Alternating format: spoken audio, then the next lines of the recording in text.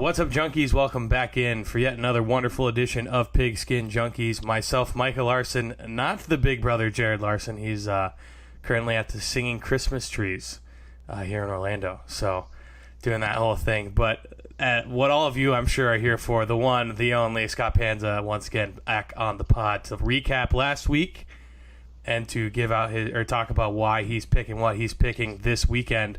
Saturday football's back, Scott. Saturday NFL football. I'm juiced up for it. I told you last week. We were fired up. Texans, Jets, Browns, Broncos. Great way to spend a Saturday because I've been struggling right now on Saturdays. I don't know what to watch. Late night, I got nothing. And now we got NFL football to really, sink your teeth into. Yeah, it's going to be a lot of fun. Even more, the nerves come on and on more.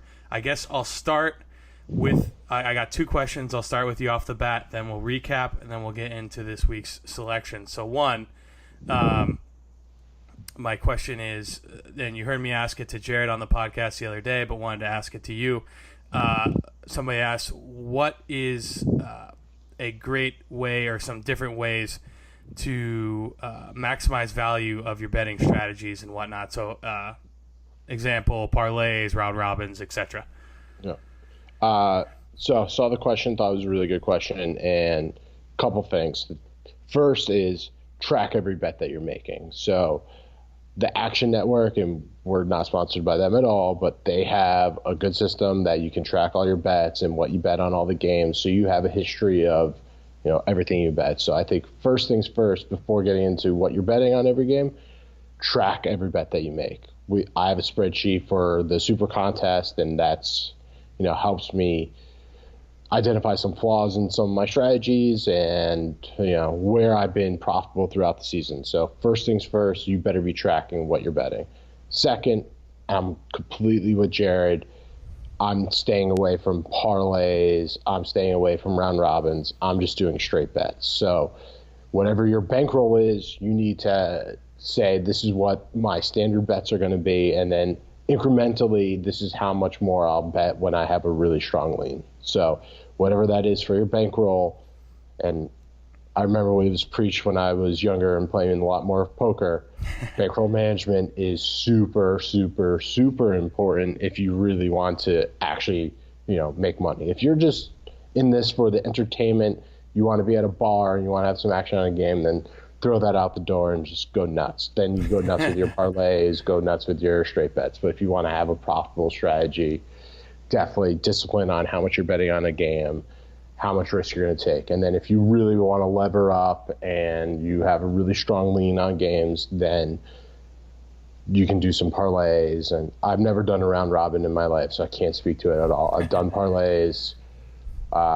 If you want to risk a little bit of money on a 5-teamer, that's fine. I think that's a decent strategy, but don't go nuts with it. Don't put 10x of your usual bet on a parlay because you got a feeling it's just not going to work out well. And so I agree with both of you guys. I very rarely do a parlay, and of course the hindsight, like when I had my 2 weekends, and you heard me say it on the last podcast, but when you heard me, I went 7-0 twice, and you're just like, dadgummit, if I just would have done a parlay, that it put $10 down on 7 games, and that's a good chunk of change. But obviously hindsight 2020 on that, because then I started doing parlays, and I never hit another 7-0 again after that. So the gambling gods are funny. It's so freaking hard, and all it takes is a missed field goal in one of 7 games, and you don't cover, and then it's dust. So I think it's just long-term parlays are just not winning strategies. It's bet futures, bet straight bets. That's where you're going to make money, and then especially with futures, then you can start hedging as you get closer to the money, and you can really lock in profit. So I think that's the long-term unsexy way to make money. Sure, the sexy way is when Darren Ravel tweets out your 15-game $10 parlay that hit for $150,000, and it looks cool on Twitter, but those hundreds of thousands of guys that missed on all those in Vegas are just laughing, and that's why they allow these bets. There's so much money on them. And then my second question to you, Scott, is before, and I mean, it'll kind of segue into our recap of last week, but does anyone have any fly-on-the-wall footage of you reacting to the end of that Dolphins-Patriots game? Just my wife. She was the only one with me, and it was really like the perfect storm. It was Darnold threw the touchdown to take the Jets into the lead, and then literally it was like a minute later and the Patriots gave up the touchdown. So I knew I wasn't going to get the cover, but just for the Patriots not even to win the game and not clinch, it was complete disaster. And then it was just the day was getting away from me. I was texting Jerry. I was like, this is going to be a disaster day, because it looked like the two guys behind us were going to go 4-0 or 5-0. And sure enough, that's what they just hammered it away. Mm-hmm. So there was serious Sunday scaries on Sunday because I had lost the lead for the first time in 4 weeks, and there was slight comfort because we knew we were relying on Russell Wilson, and he came through. Even though he didn't have a monster game, he made a big play when he needed to make a big play, and they took it into the end zone, and we just nailed Kirk Cousins, primetime road, just not what he wants, not where he's excelling. No. They fire the OC. What did you think about them firing the OC? So I do another podcast with some of my friends from Minnesota, and we went on like a 45-minute rant about the DeFilippo firing. I think it's a little premature, but I get Zimmer saying, hey, I don't want to lose the season, but at the same time, you could kind of kill your season by doing that as well. So we'll see what happens. I get it. You want to run the ball, but when you're really bad at running the ball, look at where all the strengths are of that team. You got Kyle Rudolph, Stephon Diggs, Adam Thielen, Dalvin Cook. Yeah, he's a great running back between the tackles, but if you notice, most of his explosive plays this year are on quick bubbles, running back screens, getting him out on the edge in space fast. So our O-line's good at pass blocking, and I don't know. It's just Zimmer. I get it, and I love that old school type of football where it's like, hey, I'm going to control the line of scrimmage on both sides of the ball, and I am just going to pound you and just outman you and just be better than you. And I love that, and I agree to some extent where on those you need to be able to line up on third or fourth and short, and everyone in America knows you're going to run the ball, and you need to be able to at least over 60% of the time get those yards. And we're not right now. We're at like 45%. So yeah, I mean, there was a 3rd and 2, and they tried to run the ball, and they got stuffed. The past 2 weeks, I mean, I watched pretty much every snap of Vikings games, and I thought that the play calling was terrible. It was telegraphed. They didn't have a lot of creativity. I also didn't get why DeFilippo was getting all this hype as a head coaching candidate when, his team his offense has sputtered all season. So I don't know who's behind all that and what agent is pushing all this stuff, but I don't see how he's a head coach. Doesn't make sense to me. So I don't know. The Stefanski guy, it sounds like he's been there a while. As we get into the picks, I have a lean on that one. So it sounds like he's been there a while and he's been itching for this chance. So I'm curious to see how they play this weekend. The rest of the weekend, though, yeah, those 2 games were disasters, but nailed the Browns. But, Baker Mayfield, he really looked good, and Nick Chubb got going, and they got, Jarvis Landry got going. Baker Mayfield just dropped some dimes out there. And then discount double check. Yeah. A-Rod, I mean, just locked and loaded. They got the defense played well. They got some turnovers. I mean, that's all you needed. And Matt Ryan going to play outdoors is just doesn't. That's not the game they wanted to play. No. It sounds like, and after the game, they're starting to get some of the younger guys some extra time. Like this weekend, they want Ito Smith in there over Tevin Coleman. Tevin Coleman's going to be gone. They're going to want Ito Smith. So I think they're rotating a lot of the younger guys. I wouldn't be surprised. Julio Jones was kind of DNP in practice this week. They say he's questionable. If I'm the Falcons, I'm holding him out. Just like if I'm the Giants, I'm holding out Odell. Like, if these guys have any injuries, you can't risk long-term injuries on a lost season. Just, let them pack it up and go to Miami, smoke some cigars on a boat. Exactly. You just don't need to risk injury for these guys. Where we got caught is on, great calls by some teams like the Niners, the Raiders getting 10, beating those Steelers outright. That was a popular pick on the guys behind us. And they were also on the Niners. Great call there. Emmanuel Sanders out for the Broncos. It's just their offense was really struggling. They still had a shot at it, but George Kittle went nuts in the second half. They were right there. And then the Bears, Rams, and the Bears, a personal favorite team of ours this season. And they just showed up, and they shut down Jared Goff. Jared Goff in weather is a major concern, so keep that in mind if the Rams have any outdoor games in the near future, because he's a bet against in that weather. Cali kid. He's not like A-Rod, who's a Cali kid who's used to the cold. He's a Cali kid that doesn't want any fucking part of it. So you got so you kind of go NFC picture there. You got Drew Brees, can't pass the ball outside of a dome. You got Jared Goff, can't go north. But positive for both of them right now is looking like they're going to have home field, or Jared Goff will play in a dome. Exactly. They're either going to play in a dome or they're going to play in sunny Cali. So not something for them to be worried about at all. The NFC picture is shaking up to be, aside from the 6th spot, those top 5 teams, those are going to be great games. Mm-hmm. I'm really excited to see Cowboys Seahawks. That's going to be a monster. That's going to be I assume that's going to be the 8:00 Saturday night game. I think that's the one that gets the biggest ratings, mm-hmm. right? I would think so. Yeah, usually that's going to be a money game. Fox is going to be all over that. They're going to pump that game big time. So I'm sure Troy Aikman is like pitching a tent already, thinking about it. Oh my goodness, absolutely. Yeah.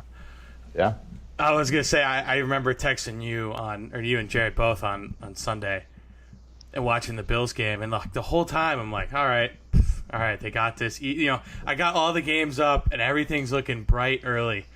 And then the Bills did their thing. Pats just for some reason couldn't get a stop. I don't know what was going on. Oh. And it was just, I was like, what is happening? Like it was one of those you could kind of feel the walls closing in. You're like, no. The Patriots just made so many uncharacteristic mistakes. The Brady at the end of the first half, taking that sack, and they don't get points out of that. They miss a field goal. They miss an extra point, and just they made so many mistakes that they just typically don't do, and they should have just. And I was texting Jared when it was happening. They should have just pounded it into the end zone, so there was no shot for the Dolphins to win. Because even if they got stopped, then the Dolphins are at the 2, so they have 20 seconds to go, 98 yards. You might as well just try to pound it into the end zone and score the touchdown, and then there's no way they can catch you. And they didn't do that, and it's just uncharacteristic for them. And yeah, the Bills, they were up 14-3, and the Jets. I said it last week. The Jets don't force turnovers, and what happens? They get 2 picks. So Josh Allen, come on, man. What are you doing? I don't know what those throws were. Oh, so bad. It's just, this is what you get when we're betting on rookie quarterbacks. Mm-hmm. But, they also lost guys in the defensive backfield, or they lost Milano, one of their top linebackers. So it was a disaster game, like 2 straight weeks where just injuries just crushed us. And, that's a game this weekend up in Buffalo. I mean, all the guys on both sides are on IR. So that is a puke fest Pepto special game. Kerry Johnson, and, Stafford's banged up. Josh Allen's going to be throwing to Zay Jones, who can't catch in the cold apparently, and some guy named McKenzie. If you bet that game, God bless your soul. So what'd you think of the Thursday night? That was like when I was like, I wonder who the Thursday night game is this week. And I saw Chiefs Chargers. I was like, wow, that's a really good football game. What'd you think about that one? Awesome win for Philip Rivers. Unfortunate for the NFL to have such an important game late in the season, impacted so much by the short week and injuries, because this game played on Sunday, Melvin Gordon is probably going to be a go. And, I think the Chargers are legit. I love them going for 2 at the end of the game. Just try to win it with your offense against a porous defense. It worked out. Even if they didn't get it, I still think it's the right move. I'm thrilled that the Chargers won, and maybe the Chiefs have another loss. And that's what's so frustrating, especially for a Patriots fan. It's just you go in and beat the Dolphins, now you're back in first place because the Chiefs lose this game, and you just blew it because you gave up a fluky touchdown. So I'm more concerned to play the Chargers in the playoffs than the Chiefs. Really? But a good thing is that the Chargers would have to come to Foxborough and not the other way around, and that makes me feel a lot better. I think that it's just good. You just get a couple stops or a couple turnovers on Mahomes, and their defense can't stop anybody. That's They're true. just an awful defense. And I think now with a lot of teams like the Rams, look at the Rams. They give up a ton of points, but they have Aaron Donald that can get turnovers. They have Aqib Talib that can get turnovers, and that flips the script of games. The Chiefs don't have anyone, aside from Eric Berry, maybe, that If can he's really force healthy. a turn if he's healthy. Yeah. So that's a defense that I want a piece of all day, and maybe we can slow down Tyreek Hill one of these days. But I don't want any piece of the Ravens, and I don't want the Chargers are the next team I don't want to play in the playoffs. Any other team, bring them on to Foxborough. You think the NFL's like sweating at the possibility that the Chargers at StubHub Stadium or whatever the heck it's called could host playoff games? I'm sure they're not thrilled about it. What are they going to do? What are they going to do? It's get some hype because they need to sell a ton of tickets in California in a few years, I guess. That's your silver lining? I don't know. Yeah, that's going to be ugly. So that'll be an interesting one. So I asked Jared this question, and I'll ask it to you too, and then we can kind of this will be a good segue into this upcoming weekend for you. Philosophy on picking Saturday games, because I know we have a strict no Thursday philosophy. Strict no Thursday. There's no hesitation on Saturday games. None at all. Maybe evaluate the road teams, but assuming no major injuries, I don't think there's any concern on betting Saturday games. I think it's just as good as Sunday. I think you just want to lean a little bit on the home teams in these spots, or the teams that have vets. Teams A little that bit know more what than they're average. doing. More than Exactly. you normally would. Okay. Exactly. Yeah, that's my thing. But I don't think you need to be worried about Saturday games. Thursday games are definitely just too short a week. Saturday games, you can still get a pretty good, decent week. You could get a pretty good week of practice in. I agree. So I guess I'll turn the mic over to you. I'll let you. We'll give the people what they came for. Oh man, well, I wrote my longest email of the season to Jared this week. When I first saw the lines, I was super nervous. I was like, I have no idea what I'm going to do. Did a ton of research this week, was on Twitter a lot, was on a bunch of podcasts that I listened to. I was reading a bunch of box scores, a lot of game reports, and I started to settle in. And the first one, we're going to go with a Saturday game. We're going to be locked and loaded on the Houston Texans this weekend. It's my favorite bet of the weekend, and we'll start there. The New York Jets won their Super Bowl last weekend for Todd Bowles by beating the Bills, who had embarrassed them in MetLife Stadium the week before. That was their Super Bowl. The Houston Texans couldn't have looked worse against the Colts. They snapped their 9-game win streak. They are coming back. They need to stay hot for the playoffs. The Texans run the ball fantastically well, and the Jets do not stop it. Next, the Jets the past 2 weeks gave up a ton of rushing yards to opposing quarterbacks because they play this man coverage, and they let the quarterback kind of run free. So Deshaun Watson, the Jets pass rush isn't going to get to him, but if he's flushed out, he's going to be able to run a ton. So he's going to be able to extend plays or extend drives, extend plays with his feet. I think it's a great spot for them. The Jets have a ton of injuries, and new one's going to be out. Isaiah Crowell hit the IR for the season. Darnold looked good last week, but all he has is Robbie Anderson, and he's got to be able to get the ball out of his hand quickly to get it to him because the Texans pass rush is coming. It's the first time he's seeing a pass rush like Watt and Clowney, so I think it's a great spot for the Texans, even though they're laying 6 on the road. I think it's a double-digit win for the Texans. The next game that we're starting, and the rest of the games are 1 o'clock slates, and then I'll talk about a couple of my near misses, but I'm going with the Tennessee Titans. They're getting 2.5. The line is moving hard the other way already. I think they are now favored by a point. the Giants just don't stop the run very well. Another big Derrick Henry, Deion Lewis game coming. Their pass rush is going to get to Eli Manning and make him feel uncomfortable. They're stout enough against the run that they can, hopefully stuff Saquon up the middle, who's really their only weapon without Odell playing. So they're really relying on Sterling Shepard and Evan Ingram, not the core, and even Eli has to go get it to him. So this one I think is going to be really heavily bet in the contest. But I'm completely comfortable with it because I really think the Titans are a great play. So we haven't ridden our favorite Tennessee Titans recently, but we're back on them this week. Next, puke special, but Arizona Cardinals plus 8.5 against the Falcons. I don't know why the Falcons are laying more than a touchdown to any team right now. Their team is in complete disarray. They give up so many passing or receptions to opposing running backs. David Johnson had 8 catches for 12 yards last week against the Lions. So Josh Rosen, that's his safety blanket.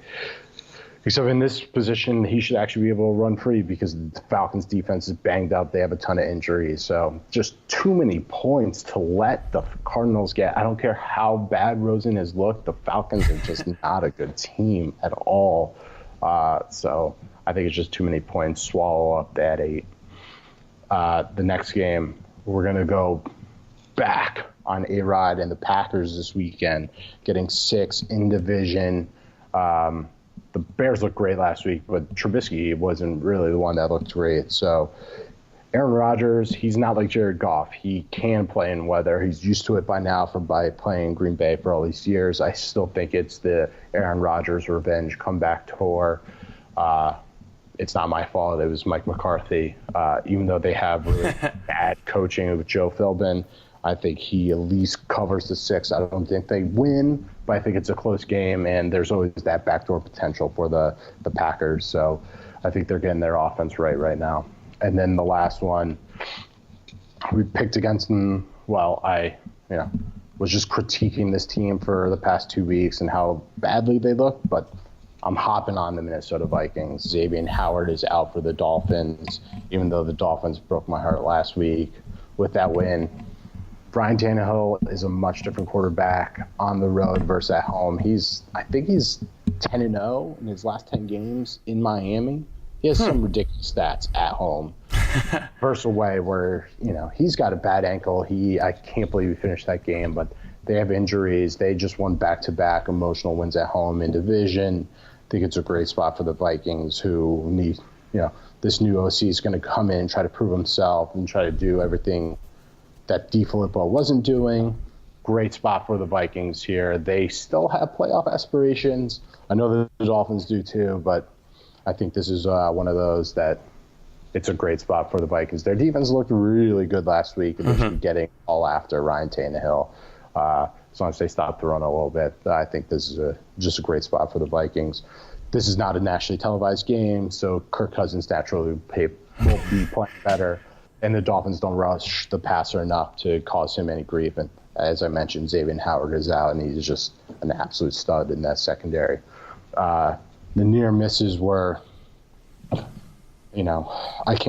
just can't do it. I can't bet the Patriots. I'm too close to them. But, if you guys want to go bet the Patriots this weekend, it's the biggest lock of the weekend. I can't bet the Patriots anymore. I promised people I wouldn't do it. But he just owns Mike Tomlin. He owns the Steelers 11-2 lifetime against Mike Tomlin. I think he's 7-1 or 7-0, something ridiculous. He just owns the Steelers. His splits against them are just amazing. Patriots in December, just locked and loaded. Jacksonville Jaguars, really like the Jags this weekend. I just couldn't stomach a swing in the Super Contest on the arm of Cody Kessler. But Josh Johnson hasn't been in the NFL since 2014. The Jags were embarrassed last Thursday. Their defense plays amazing at home. If the Skins score more than 3 points, I'd be absolutely amazed. And they have so many injuries piling up there. I think it's one of these games that I'll probably be betting live, but I couldn't do it in the Super Contest. I thought there's more value on these other games. That'd be such a Pepto game. Oh my goodness! I think it's one of those games that's gonna end 10-0, and the only reason the Jags win is because they get a pick six or they cover on pick six. I think that's all it is. Fumble, recover for a touchdown. But Cody Kessler is just awful. I like the Colts this weekend, but T.Y. Hilton is iffy. So only if T.Y. Hilton goes, I think that there's value there. Rams, if you bet teasers, we didn't get into teasers. Teasers are fun. They should be in every teaser that you play because they're just going to stomp the Eagles. But I thought it was too many points, and Nick Foles has some history against the Rams. So I'm not going to touch that one. Too scary. The Jeff Fisher Bowl? Yeah, exactly. And I think the public's going to be all over the Browns. Baker Mayfield's never traveled to altitude. I'm going to be passing on the Browns. I'm hoping that a lot of people take them. I think that the Broncos should be able to run the ball on them. Home game, defense makes some stops. I think that it's a Denver cover, but that was under heavy consideration. And that's more of just a fade because I think people are going to be on the Browns. The rest, no strong opinion. So if you tweet at us, what do you think about these games? I got nothing for you. I got nothing. Just do you. Yeah, exactly. Well, as Jared mentioned, we'll be in AC on Sunday. I'll be on VSiN betting across America. I should be on around 11:30. Talking to my pal Michael Lombardi and JVT. It's going to be a great time. I'm really looking forward to it. Then we'll be at the Ocean Resort taking in the sports book. It's going to be awesome. Yeah, I was actually just gonna ask you.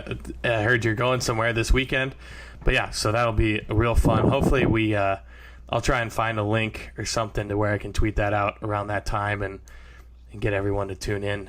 That'll be a great time. I'm jelly. I'm going skiing, so I mean it'll be a lot of fun too. But it's gonna be one of those where are you going? Breckenridge? Park City. Oh, Park City. So it's one of those. I'll go out on the mountain. Oh yeah. I'll go out on the mountain and come back in and check the scores, and hopefully I can text you guys and be happy. All of our action will be over by 4:30 on Sunday, and then we can just kind of take in the Pats Steelers, and then probably be sweating a bunch of other games. I assume that the Rams are going to be heavily played, so that Sunday night it's going to ruin my Monday. But Well, thank you for picking the Vikings this weekend so that I can actually. I didn't watch the game. I couldn't do it. I would implode if I had to cheer against the Vikings. My body would freak. It was an ugly one, but Russell Wilson just always comes through. That the Seattle defense looked great. And the Vikings defense looked awesome too. All the Seahawks did were either heave downfield or run the ball. They couldn't get anything going. It was kind of a lucky cover, but the Seahawks look good. We're going to be riding the Seahawks in future weeks. Just this weekend, actually, I think it's a tough spot. Just in division, you played them just a couple weeks ago. The Niners got revenge on their mind, but Pettis and Goodwin might be out, so there's just too many question marks in that one. Mm-hmm. So that'll be fun. And then, so also, I don't know, Scott, if you joined the competition, but I got to put this plug in here. For the college football. I'll be in it because my expert picks, I'm going to beat Jared. I honestly hope you do, because I would love to just hear you guys on here and you just telling Jared, yo, you got to pay me, man. Oh, man. Oh, now I'm definitely in. You just sold me. Yes. So, yes. So if you follow at pigskin_junkies, all our instructions are pinned to our top tweet. So you just got to go on there, join the competition. If you want to hear more about it verbally explained, you can go check out our last podcast. Jared goes through and breaks it down pretty well. If a guy like me can do it, it took me 5 minutes. It shouldn't take you that long. So runyourpool.com. Just go on there. Password is Twitter follow. It may or may not ask you for it. I don't believe it asked me for it. But anywho, make your profile, then go in there. So the picks don't lock until the game kicks off. So the lines, Jared's going to go on there once a week, adjust them, and so make sure you go on there, check the lines, lock in your games, and we'll be ready to rock and roll. It's going to be a lot of fun. If you want to hear what the prizes are, once again, go listen to the last podcast. I think it's a pretty good payout. Jared's doing it on percentage. I don't know. He says lots of math things, so you're going to have to hear what he says there. But basically, I think third place, you get a minute on the show to plug whatever you want. So love to hear from you all. Love to get you all in the competition. Try and beat Jared because he's cocky and he needs definitely try to beat Jared. He's calling a shot with the W, and I love the confidence. But one of the listeners got to beat him. Yeah, it'd be great, and then you can come on here and we'll let you rip into him for a little while. It'll be awesome. So, Scott, you got any closing comments, thoughts, or concerns? Just give me that Saturday football, because my Saturdays are bleak trying to watch college football on CBS and just like and then college basketball. It's just a disaster. Yeah, just disaster. But no, we're ready to rock and roll this weekend. We're gonna have a money press weekend. I'm feeling great about it. We got our lead cut into a little bit. We're only up by half a point, but we're going to open it up this weekend. Got a great feeling. It's going to be a great weekend. So that's going to do it for this edition of Pigskin Junkies. Once again, I'm Michael Larson. That's Scott Panza. Jared Larson not able to join us today, but will be with us next week. Probably not going to have a recap show. Might be format again like it was this past week. I will be out of town until Wednesday. So for myself and Scott. Breckenridge. Victory! We are out of here. See ya.